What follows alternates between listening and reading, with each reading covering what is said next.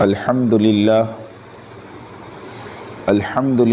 وحدہ والصلاة والسلام علی من لا نبی بعدہ اما بعد فاعوذ باللہ من الشیطان الرجیم بسم اللہ الرحمن الرحیم یا ایہا النبی قل لأزواجک وبناتک ونساء المؤمنین یدنین علیہن من جلابیبہن صدق اللہ مولانا العظیم۔ محترمہ دینی ماں اور بہنوں، اللہ کا شکر، اللہ کا احسان ہے کہ اللہ نے ہمیں اپنے راستے میں نکلنے کی توفیق دی ہے۔ اس پر معمول کے مطابق سب سے پہلے ہم سب اللہ کا شکر ادا کریں، کیونکہ اللہ کا شکر اگلی نعمتوں کے دروازے کھلواتا ہے، اور ناشکری بعض مرتبہ نعمتوں کے چھننے کا سبب بن جاتی ہے۔ اللہ ہم سب کو ناشکری سے بچائے اور اپنی نعمتوں کا شکر کرنے والا بنائے۔ الحمدللہ، آپ کا اللہ کے راستے میں چلنا اور آپ کا اپنے علاقوں سے نکل کر ہمارے علاقوں میں آنا اللہ قبول فرمائیں، اور اللہ آپ کے آنے کو ذریعہ فرما کر خصوصاً اس علاقے میں اور عموماً سارے عالم میں اللہ ہدایت کے فیصلے فرمائیں۔ فی الحال ایک بہت اہم بات آپ کے سامنے کرنی ہے کہ ہم سب جانتی ہیں کہ ہم سب کی کامیابی اللہ کے حکموں کو پورا کرنے میں ہے۔ آدمی چاہے جس حال میں ہو، غربت میں ہو، تنگدستی میں ہو، مالداری میں ہو، شہر میں ہو، دیہات میں ہو، پڑھا لکھا ہو، ان پڑھ ہو، عربی ہو، اجمی ہو، گورا ہو، کالا ہو، ان تمام چیزوں کا کوئی تعلق کامیابی کے ساتھ نہیں ہے، بلکہ جو جس حال میں ہے اگر اس حال میں اللہ کے حکم کو پورا کر رہا ہے وہ کامیاب ہے۔ کیونکہ وہ صحابی کا قصہ سیرت میں ملتا ہے کہ اپنے گھر میں مہمان کو لے کر گئے۔ اب گھر والے فاقے سے ہیں، بچے بھوکے ہیں، خود فاقے سے ہیں، اور اللہ کے نبی کے مہمان کو کھانا کھلا رہے ہیں، اور قرآن کی آیت اتر رہی وَيُؤْثِرُونَ عَلَىٰ أَنفُسِهِمْ وَلَوْ كَانَ بِهِمْ خَصَاصَةٌ وَمَن يُوقَ شُحَّ نَفْسِهِ فَأُولَٰئِكَ هُمُ الْمُفْلِحُونَ۔ یہی لوگ کامیاب ہیں۔ علماء مفسرین لکھتے ہیں کہ کامیابی سے مراد دونوں جہاں کی کامیابی، کیونکہ قرآن میں جہاں فلاح کا لفظ آتا ہے وہاں دونوں طرح کی کامیابیوں کو اپنے اندر لیے ہوئے آتا ہے، اور یہ کامیابی ان صحابی کو جو ملی ہے وہ اللہ کے حکم فلیکرم ضیفی کے پورا کرنے پر ملی ہے کہ مہمان کا اکرام کرو، یہ اللہ کا حکم ہے۔ اب انہوں نے اپنی غربت میں، اپنی تنگدستی میں اللہ کے حکم کو پورا کیا، اللہ نے فاقے کی حالت میں کامیاب کر دیا۔ یہ خالی ایک مثال دے رہا میں آپ کو۔ تو یہ ساری باتیں ہمیں اس بات کو ثابت کرتی ہیں کہ انسان کی کامیابی کے لیے اللہ کے حکم کا پورا ہونا اصل ہے، ورنہ چیزوں کا، اسباب کا، شکلوں کا، مادی چیزوں کا ہاتھ میں آ جانا اور ہاتھوں سے نکل جانا یہ کامیابی اور ناکامی کی دلیل نہیں ہے کہ یہ چیزیں ہاتھ میں آ گئی تو ہم اپنے آپ کو کامیاب سمجھتی ہیں، اور یہ چیزیں ہماری زندگیوں سے نکل جاتی ہیں تو ہم اس کو اپنی ناکامی سمجھتی ہیں۔ یہ ہمارا مغالطہ دور ہو جائیں۔ انسان کی کامیابی اور ناکامی کا تعلق باہر کی کسی چیز سے نہیں ہے۔ سنو، باہر کی کسی چیز سے نہیں ہے۔ نہ چیزوں کا آنا کامیابی ہے، نہ چیزوں کا ہاتھ میں سے نکل جانا ناکامی ہے، بلکہ اللہ کے حکم کا پورا ہو جانا یہ کامیابی ہے، اور اللہ کے حکم کا ٹوٹ جانا، چھوٹ جانا، ضائع ہو جانا یہ سب سے بڑی ناکامی اور خسران ہے۔ اسی کو سامنے رکھ کر میں ایک بات آپ کے سامنے کہوں کہ اللہ تعالیٰ کا ایک حکم ہے، یا ایھا النبی، اے نبی، قل لازواجک وبناتک ونساء المؤمنین، آپ اپنی بیویوں سے اور اپنی بیٹیوں سے اور مومن عورتوں سے کہہ دیجئے یدنین علیہن من جلابیبہن، جلابیبہن چادر، جس کے آج کے زمانے میں اس کی اصطلاح برقعے میں ہے، کہ جب بھی اپنے گھر سے باہر نکلیں اپنے آپ کو چادر میں لپیٹ کر نکلیں۔ یہ اللہ کا ایک حکم ہے، یہ اللہ کا ایک حکم ہے، حکم کہ عورت جب بھی باہر نکلے گی پردے کے ساتھ نکلے گی، چہرہ، دونوں ہاتھ اور دونوں پیر چھوڑ کر باقی تمام بدن ستر میں داخل ہے، اور ستر کا چھپانا فرض ہے، ستر کا چھپانا فرض ہے۔ اس لیے یہ کوئی آپشنل چیز نہیں ہے، کر لو تو اچھی بات ہے، کر لو تو نیکی ملے گی، کر لو تو تمہاری حفاظت ہوگی۔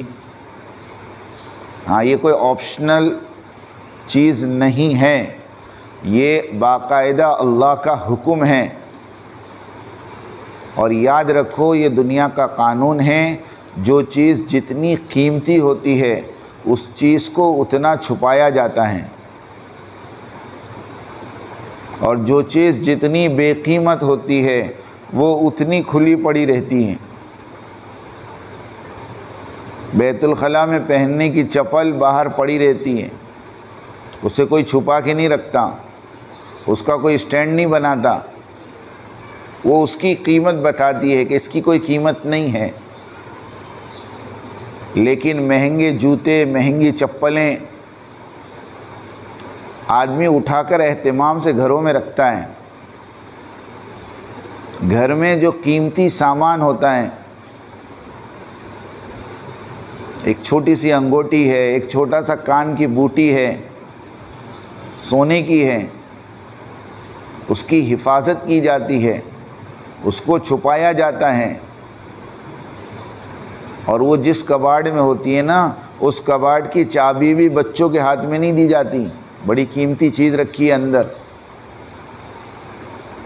یہ ایک دنیا کا نظام ہے کہ جو چیز قیمتی ہوتی ہے وہ چیز کو چھپایا جاتا ہے۔ اسلام کے آنے سے پہلے عورت مردوں کے پیر کی جوتی سمجھی جاتی تھی، ان کی کوئی عزت نہیں تھی، کوئی وقار نہیں تھا۔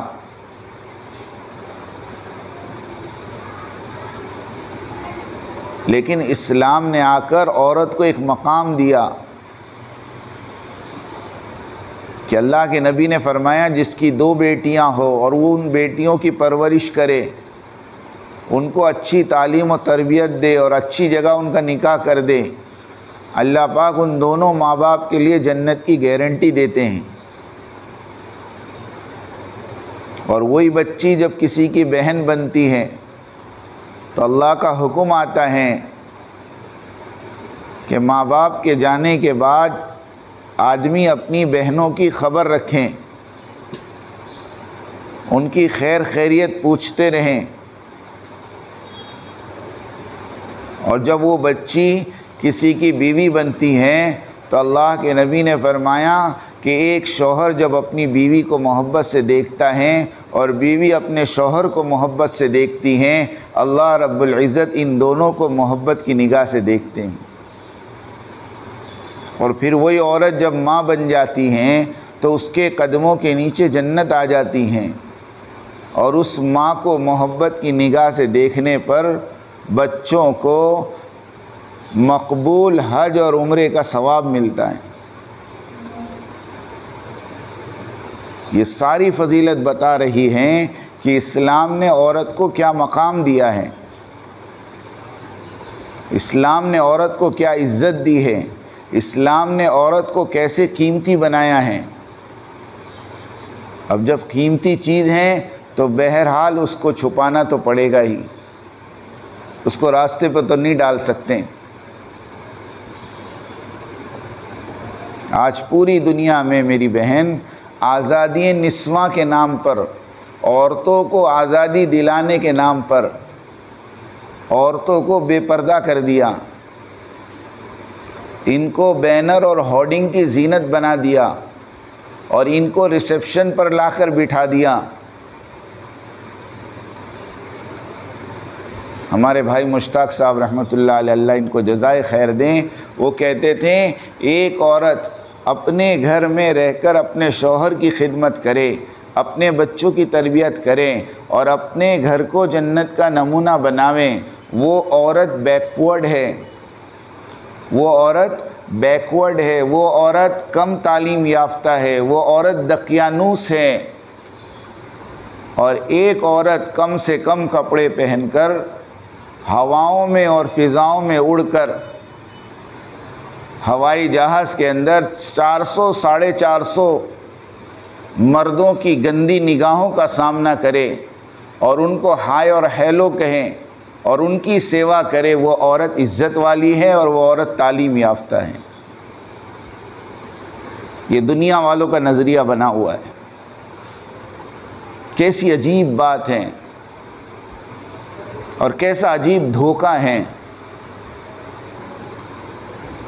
اور آج جا کر دیکھو ان کے ملکوں میں ان کا فیملی سسٹم ختم ہو چکا، ان کے بچے ماں کی گود کے لیے ترس رہے ہیں، ان کی نسلوں میں سے تربیت ختم ہو چکی ہے۔ بے حیائی، بے شرمی، ننگا پن، آزادی، اور پھر اس کا انجام خودکشی۔ یہ ساری چیزیں ہم دیکھ رہی ہیں، لیکن کیا بتاؤں، پھر بھی ہماری آنکھیں کھلنے کو تیار نہیں، پھر بھی ہم حقیقت کو سمجھنے کے لیے تیار نہیں کہ ہماری حفاظت کس میں ہے، ہماری کامیابی کس میں ہے۔ اس لیے میری بہن، یہ ایک اللہ کا حکم ہے کہ ایک مستورات اپنی زندگی اس طرح گزاریں کہ کسی غیر محرم کی نگاہ اس پر نہ پڑے اور وہ کسی غیر محرم کو نہ دیکھے، دونوں طرف کا پردہ ہے۔ سنو، حضرت فاطمہ رضی اللہ تعالیٰ عنہ دنیا سے گئی تو اپنے شوہر علی سے کہہ کر گئی، میرا جنازہ آدھی رات کو اندھیرے میں اٹھانا۔ پوچھا نبی کی بیٹی کا جنازہ ہے اور آدھی رات کو اٹھے، کیا وجہ؟ فرمایا علی، میں نے پوری زندگی میں کسی غیر محرم کو نہیں دیکھا اور کسی غیر محرم نے مجھے نہیں دیکھا، میں نہیں چاہتی کہ مرنے کے بعد میری نعش پر بھی کسی غیر محرم کی نگاہ پڑے۔ دنیا کا کوئی مورخ، دنیا کا کوئی تاریخ نگار، دنیا کا کوئی سیرت لکھنے والا آج تک حضرت فاطمہ رضی اللہ تعالیٰ عنہ کی بدن کی حیت کے بارے میں نہیں لکھ سکا۔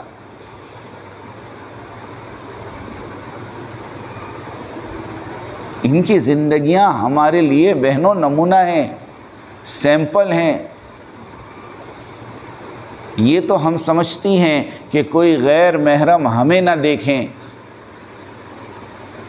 لیکن اس کا اہتمام نہیں ہے کہ ہماری آنکھیں بھی کسی غیر محرم کو نہ دیکھیں، کہ جس طرح ایک غیر محرم مرد کا عورت کو دیکھنا آنکھوں کا زنا ہے، تو کیا کسی عورت کا غیر محرم مرد کو دیکھنا یہ آنکھوں کا زنا نہیں ہے؟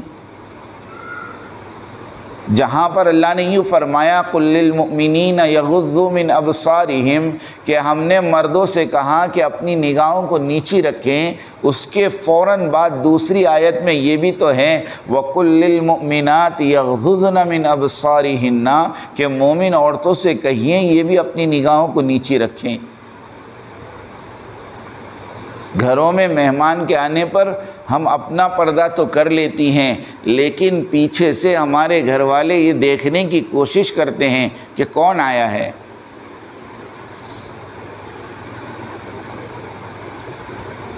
اس کو سمجھیں پہلی بات کہ پردے کا مفہوم یہ ہے کہ ہماری ذات غیر محرم سے بچیں اور ہم غیر محرم کو دیکھنے سے بچیں۔ اب محرم اور غیر محرم کون ہے، اس کا تھوڑا سا ڈیفینیشن اور تھوڑی سی تفصیل بتاؤں۔ ایک جملے میں ایک بات تو سمجھ میں آ سکتی ہے کہ جن سے زندگی میں کبھی نکاح نہیں ہو سکتا۔ دیکھیں میرے بات کو دھیان سے سنیں، زندگی میں جن سے کبھی نکاح نہیں ہو سکتا وہ ہمارے محرم ہیں۔ اور تقریباً 17 یا 19 محرم ہیں۔ ہمارے والد، ہمارے بھائی، ہمارا بیٹا، ہمارا شوہر، یہ 4 تو گھر کے ہو گئے، اور دادا، نانا، پوتا، نواسا، اور ماموں، چاچا، بھانجا اور بھتیجا، یہ 12 ہو گئے، اور داماد اور سسر، اور الاتی بھائی اور اخیافی بھائی۔ الاتی بھائی اس کو کہتے ہیں جو ماں ایک ہو باپ الگ ہو، اور اخیافی بھائی اس کو کہتے ہیں جن کا باپ ایک ہو ماں الگ ہو، اور رضائی بھائی 2 سال سے کم عمر میں ایک ماں کا دودھ پینے والے دودھ شریک بھائی بہن ہوتے ہیں، یہ آپس میں محرم ہوتے ہیں۔ یہ 17 رشتے ہیں جو محرم کہلاتے ہیں، ان کے سامنے چہرہ کھولنے کی اجازت ہے، ضرورت پڑنے پر بات چیت کرنے کی اجازت ہے۔ ان کے علاوہ جتنے رشتے ہیں وہ تمام کے تمام نامحرم ہیں، وہ تمام کے تمام نامحرم ہیں۔ مثلاً دیور، جیٹھ، بہنوئی، نندوئی، چچا کا لڑکا، ماموں کا لڑکا، خالہ کا لڑکا، پھوپھی کا لڑکا، ہماری پھوپھی کے شوہر اور ہمارے خالہ کے شوہر جس کو خالو کہتے ہیں، پھوپھا کہتے ہیں، یہ سارے رشتے میری بہنوں نامحرم ہیں، ان کے سامنے چہرہ کھولنا حرام ہے۔ بلا ضرورت فون پر بات کرنا بھی منع ہے۔ سنو، بلا ضرورت فون پر بات کرنا بھی منع۔ ہاں ضرورت پڑ گئی بقدر ضرورت پردے کے ساتھ، اہتمام کے ساتھ، اس کی کچھ گنجائش نکل سکتی ہے، وہ بھی مفتیان کرام کو پوچھ لیں۔ ورنہ اپنی زندگی کو ایسی پاکیزہ بناؤ اور اپنی زندگی کو ایسی مثالی بناؤ کہ ہماری زندگی لوگوں کے لیے آئیڈیل بنے، نمونہ بنے۔ جیسے امی عائشہ رضی اللہ تعالیٰ عنہ کی زندگی، امی خدیجہ رضی اللہ تعالیٰ عنہ کی زندگی، بی بی فاطمہ رضی اللہ تعالیٰ عنہ کی زندگی، ان کی سیرت پر پوری کتابیں لکھی ہیں، آپ پڑھو اس کو، آپ کو پتہ چلے گا ایسی پاکیزہ عورتیں دنیا سے گئی ہیں۔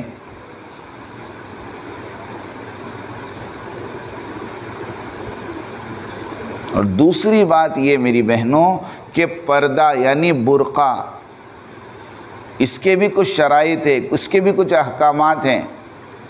ورنہ آج ہمارے معاشرے میں صرف برقع پہننے کو پردہ سمجھ لیا، جبکہ برقعے کے شرائط یہ ہیں کہ برقع ڈھیلا ڈھالا ہو، بدن کی حیت نظر نہ آئے، اور اتنا موٹا ہو کہ بدن نظر نہ آئے، اور ایسے رنگ کا نہ ہو کہ اچانک کسی غیر محرم کی نگاہ پڑے، کہ برقع پہن کر کوئی عورت جا رہی ہو تو اجنبی بتا نہ سکیں کہ اس برقعے کے اندر کوئی جوان لڑکی ہیں یا کوئی ادھیڑ عمر کی ہے یا کوئی بڑی اماں ہیں۔ ورنہ آج اللہ معاف کرے مارکیٹ میں ایسے برقعے آ گئے ہیں کہ برقعے بھی فیشن کا شکار ہو گئے۔ ہمارے ایک ساتھی کہہ رہے تھے الحمدللہ مول صاحب 1.25 لاکھ روپے کا عبایا آیا ہے دبئی سے، ایک برقع 1.25 لاکھ روپے کا، آپ بتائیں۔ اور وہ پورے راستے کو صاف کرتا ہوا چلتا ہے ماشاءاللہ، اور نہیں دیکھنے والا بھی دیکھنے پہ مجبور ہو جاتا ہے۔ امام غزالی رحمۃ اللہ علیہ نے سن 400 یا 500 ہجری میں ایک کتاب لکھی ہے احیاء العلوم۔ اس کتاب کے اندر یہ بات لکھی ہے کہ عورت کوئی ایسی چادر پہن کر باہر نکلیں جس کے اوپر نقش و نگار ہو، اور اس کی وجہ سے کسی غیر محرم کی نگاہ اس چادر پر پڑتی ہو تو ایسی چادر کا پہن کر یا اوڑھ کر نکلنا عورت کے لیے حرام ہے۔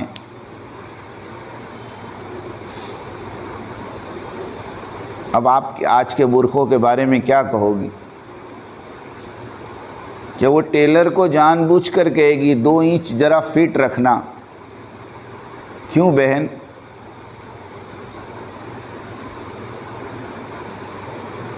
یہ کھلواڑ ہے شریعت کے ساتھ. میں سچ کہہ رہا، آپ کے یہاں ہے یا نہیں ہے، میں تو ہمارے ماحول کی بات کر رہا ہوں. اس کے لیے اللہ کے واسطے میری بہنوں اس کو اللہ کا حکم سمجھیں اور اپنی وجود کو چھپانے کی کوشش کریں، بلکہ بالوں میں کنگھی کریں تو جو بال نکلے اس کو جمع کریں، جو ہاتھوں کے ناخن اور پیروں کے ناخن کاٹے اس کو بھی جمع کریں اور اسے بھی لے جا کر ایسی جگہ دفن کریں یا ایسی جگہ وزن ڈال کر پانی میں ڈالیں تاکہ وہ تہ میں جا کر دب جائیں. کیوں کہ عورت کے ٹوٹے ہوئے بالوں پر اور عورت کے ٹوٹے ہوئے ناخن پر بھی کسی غیر محرم کی نگاہ نہ پڑے. بلکہ بعض گھرانوں میں ہم نے تو یہاں تک دیکھا عورتوں کے کپڑے سکھانے میں بھی احتیاط برتی جاتی ہیں کہ ہمارے دھو کر جو کپڑے سکھائے گئے ہیں ان کپڑوں پر بھی کسی کی نگاہ نہ پڑنی چاہیے. ایسی جگہ کپڑے سکھائے جاتے ہیں. اتنا اہتمام ہوتا ہے ان کے وہاں، اور شریعت میں یہ اہتمام ہے. یہ شریعت میں اہتمام ہے.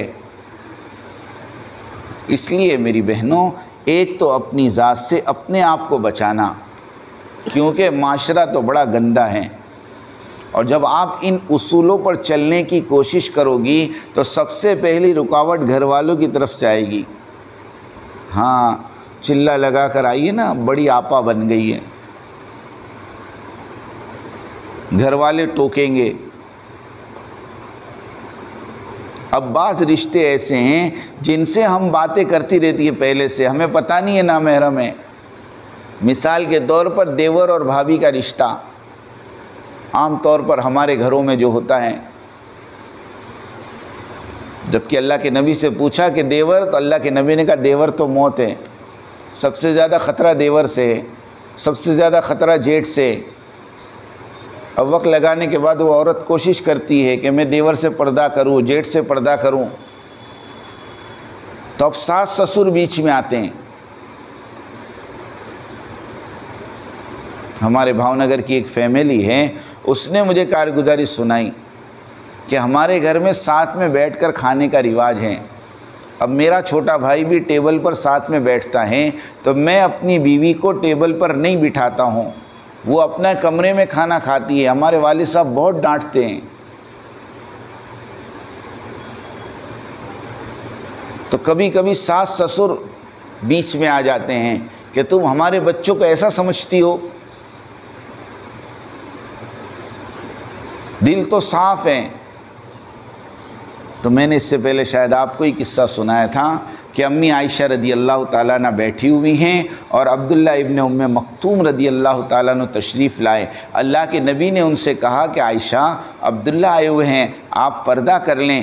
حضرت عائشہ رضی اللہ تعالیٰ عنہ نے کہا اے اللہ کے نبی وہ تو آنکھوں سے نابینا ہیں. اللہ کے نبی نے فرمایا وہ نابینا ہیں، آپ تو نابینا نہیں ہو.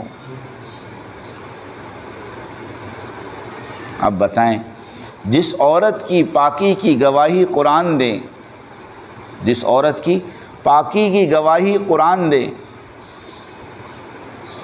کہ جب تہمت لگی حضرت عائشہ رضی اللہ تعالیٰ عنہ پر تو قرآن میں ایک رکوع اترا ہے، اور حضرت عمر رضی اللہ تعالیٰ عنہ کا قول بڑا عجیب قول ہے کہ جب اللہ کے نبی نے حضرت عمر رضی اللہ تعالیٰ عنہ سے پوچھا کہ جو عائشہ کے بارے میں رضی اللہ تعالیٰ عنہ کے بارے میں باتیں چل رہی ہیں، عمر تم کیا کہتے ہو؟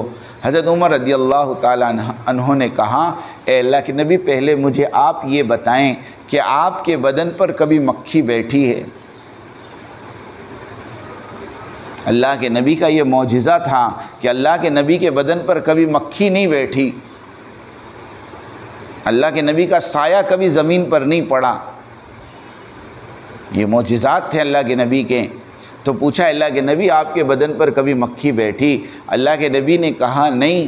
عمر جو مکھی ناپاکی میں بیٹھتی ہیں اس مکھی کو اللہ کے نبی نے میرے بدن پر بیٹھنے سے منع کیا ہوا ہے۔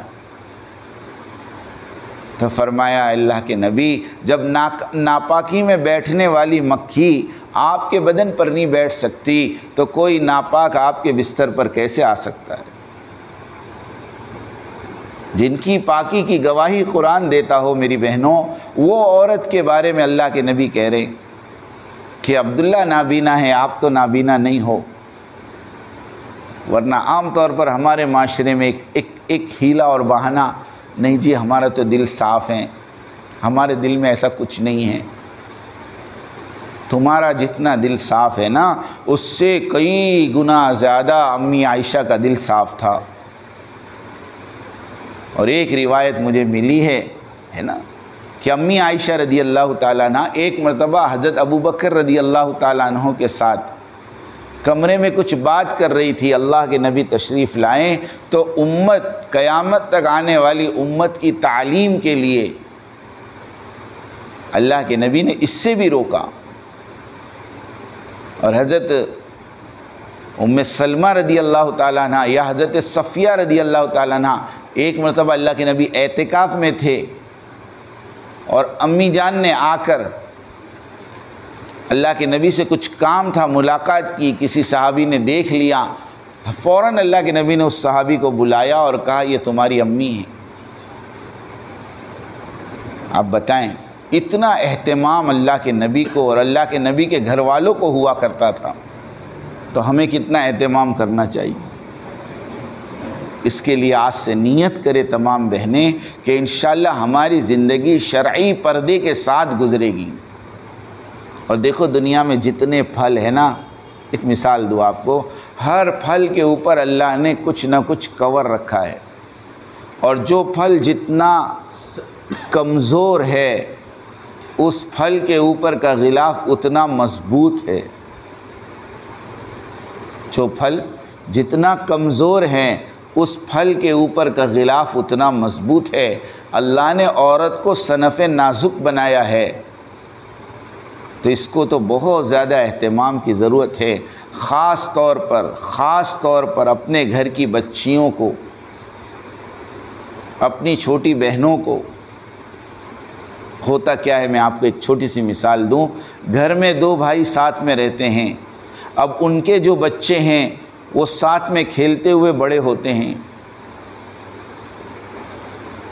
لیکن جب وہ قریب البلوغ ہو جائیں، جیسے میری بچی ہیں اور میرے بھائی کا بچہ ہے، بچپن سے کھیلتے ہوئے بڑے ہوئے ہیں، لیکن اب میری بچی 10 سال کی، 9 سال کی، 11 سال کی ہو گئی، اب اس بچی کو محبت سے سمجھائیں کہ بیٹا اب شریعت کا حکم ہے کہ تمہارے چچا کا لڑکا جو فلاں ہے وہ آپ کے لیے نامحرم ہے، اب آپ ان کے ساتھ کھیل نہیں سکتی، آپ کو ان سے بھی پردہ کرنا پڑے گا۔ یہ بہت کٹھن بات ہے کہ بچپن سے ساتھ میں کھیلنے والے ایک دم سے پردے میں آویں، لیکن یہ بہت بڑی غفلت اور بہت بڑی بے احتیاطی ہمارے گھروں میں ہو رہی۔ اور دیندار سے دیندار گھروں میں آپ کو صاف کہوں، ابھی ہمارے ساتھ ایک مستورات ساتھ میں تھی چلے میں، شاید اس کا دوسرا چلہ تھا، ان کے مرد سے ہم نے بات کی، بلکہ سارے بیٹھ کے مذاکرہ کر رہے تھے گھروں کی تعلیم کے بارے میں کہ گھر کی تعلیم کیسے ہو، کیا ہو۔ ان کو پوچھا کہ آپ کے گھر میں تعلیم، بولے ہمارے گھر میں تو سب جمع ہو کر تعلیم کرتے ہیں۔ تو میں نے کہا آپ کی تو بہو بھی ہے اور آپ کا ایک لڑکا بھی ہے غیر شادی شدہ، تو کیا سب ساتھ میں بیٹھتے ہیں؟ تو کیا گھر سے بھگا دیں گے؟ بولے ان کا یہ جملہ تھا، کیا گھر سے بھگا دیں گے؟ میں کہا نہیں، آپ کی بہو پڑھے اور آپ کا بیٹا تو اس کا دیور ہے، نامحرم ہے، احتیاط ضروری ہے۔ تو مجھے کہا پھر کیا کرنا چاہیے؟ میں نے کہا آپ کا لڑکا اور آپ کی بہو اپنے کمرے میں اپنا تعلیم کا حلقہ کر لیں، اور آپ کی اہلیہ اور آپ کا بیٹا اپنا کر لیں۔ تو وہ مجھ پر غصے ہو گئے کہ یہ کیا نئی نئی باتیں لاتے ہو۔ دیندار گھرانہ ہے، مگر چونکہ علم کی کمی ہے اور ماحول ایسا بنا ہوا ہے تو صحیح بات پر چلنا بھی بعض مرتبہ کیا ہو جاتا ہے، مشکل ہو جاتا ہے۔ لیکن میری بہنوں میں ایک بات آپ کو کہوں، اللہ کا حکم ہر ایک پر برابر ہے۔ حالات سے، ماحول سے اللہ کے حکم بدلا نہیں کرتے۔ اس کے لیے کوشش کریں، احتیاط کریں، احتیاط کریں۔ شادی بیاہ کے موقع پر، موت میت کے موقع پر ہم آزاد نہیں ہیں، ہم آزاد نہیں ہیں۔ یہ عام طور پہ ہوتا ہے کہ شادی بیاہ میں تھوڑا سا آدمی کہتا ہے کہ آج تو بھی رہنے دو یہ سب باتیں، پھر کبھی اور وہ ساری شریعت کی دھجیاں اڑ جاتی ہیں موت اور میت میں اور رونے دھونے میں۔ خاص طور پہ نامحرموں کا خیال نہیں ہوتا۔ اس کے لیے میری بہنوں ایسے موقع پر بھی ہمیں اللہ کے حکم کا پاس کرنا ہے۔ تو آج سے ہم سب نیت کریں، بلکہ اس کا بار بار مذاکرہ کریں ابھی بیٹھ کر، جیسے میں نے کل بتایا کہ صبح کی جو بات ہو مغرب کے بعد اس کا مذاکرہ ہو، اور اگر کوئی بات اگر سمجھ میں نہ آتی ہو تو اس کو اپنے محرموں کے ذریعے پوچھوا لیں، کیونکہ دیکھو ابھی ہمیں ایک لمبی زندگی گزارنی ہے، اور ہم سب ماشاءاللہ یہاں سے نیت کر کے جا رہی ہیں کہ ہمیں شریعت پر چلنا ہے، اللہ کے حکم پر چلنا ہے، اللہ کے دین پر چلنا ہے۔ تو یہ ایک بہت بڑا حصہ ہے اللہ کے دین کا، اس کا خاص خیال رکھیں، اس کا خاص خیال رکھیں۔ بس اللہ پاک مجھے اور آپ کو کہنے سننے سے زیادہ عمل کی توفیق عطا فرمائے۔